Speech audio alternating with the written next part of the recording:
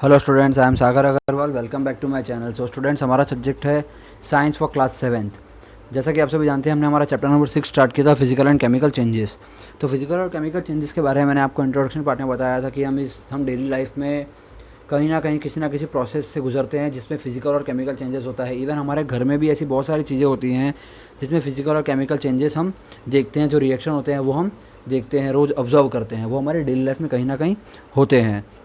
तो उसके ऊपर हमने एक एक्टिविटी परफॉर्म की थी, एक पेपर की एक्टिविटी जो थी हमने परफॉर्म की थी। वो एक्टिविटी मैंने आपको परफॉर्म करने के लिए दी थी और मैंने आपको समझाया था कि किस तरीके से फिजिकल चेंज होता है। देन हमने आप देखा था केमिकल चेंजेस के बारे में कि केमिकल चेंजेस क्या होते हैं, उसके अंदर किस तरीके से केमिकल रिएक्शन होता है वो हमें देखने को मिलता है, जो न्यू सब्सटेंस है वो फॉर्म होते हैं। तो ये हमने केमिकल चेंजेस के बारे में पढ़ा था। फिर हमने आगे देखा था मैग्नीशियम के बारे में। मैग्नीशियम के बारे में मैंने आपको बताया था, जो उसकी एक्टिविटी थी वो हमने परफॉर्म करी थी। किस तरीके से एक मैग्नीशियम स्ट्रिप को हम, एक मैग्नीशियम रिबन को हम जलाते हैं तो उसमें से राख जो कन्वर्ट राख में हो जाता है। तो उसके बाद अगर हम कोई दूसरा सब्सटेंस फॉर्म करते हैं तो हमें क्या मिलता है, दूसरा एक केमिकल सब्सटेंस हमें देखने को मिलता है। तो ये हमने मैग्नीशियम के बारे में पढ़ा था। देन फिर हमने वापस आगे पढ़ा था कि किस तरीके से केमिकल चेंजेस जो होते हैं उसके इंपॉर्टेंस क्या होते हैं, किस तरीके से वो चेंज होता है और क्या क्या उसके अंदर से चेंजेस जो होते हैं वो हमें देखने को मिलते हैं। ये हमने देखा था अब तक केमिकल चेंज के बारे में। फिर आगे हमने देखा था रस्टिंग का process.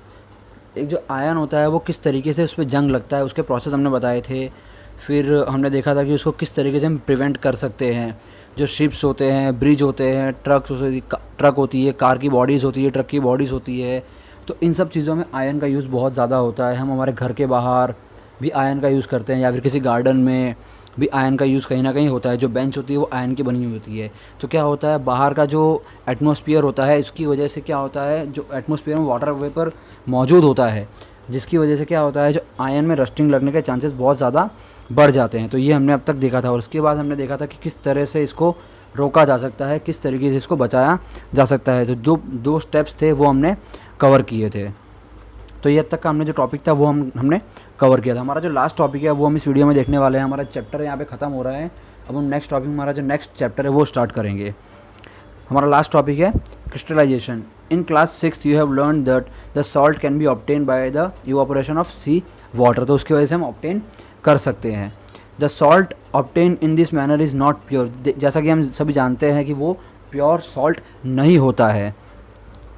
And the shape of its crystal cannot be seen clearly. उसका जो शेप है वो हम इजीली देख नहीं सकते हैं। उसके लिए हमें केमिकल प्रोसेस जो होता है वो करना पड़ता है, उसके बाद ही हम उसका शेप जो है वो क्लियरली देख सकते हैं। However large crystals of pure substance can be formed from their solution. जैसा कि मैंने अभी आपको बताया, उसका जो सॉल्यूशन, उसका जो प्रोसेस है वो करने के बाद हमें उसका जो सब्सटेंस है वो क्लियरली देखने को मिल सकता है।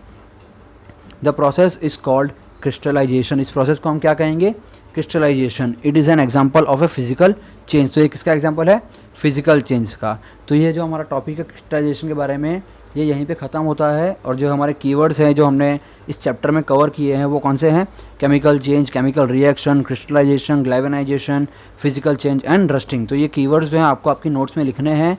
और ये जो टॉपिक है हमारे, ये मेन टॉपिक है, इनको वापस से एक बार देखिए और समझने की कोशिश कीजिए। अब जो हमारा नेक्स्ट टॉपिक है वो हम जो हमारा नेक्स्ट चैप्टर है वो हम नेक्स्ट वीडियो में स्टार्ट करेंगे। Thank you students.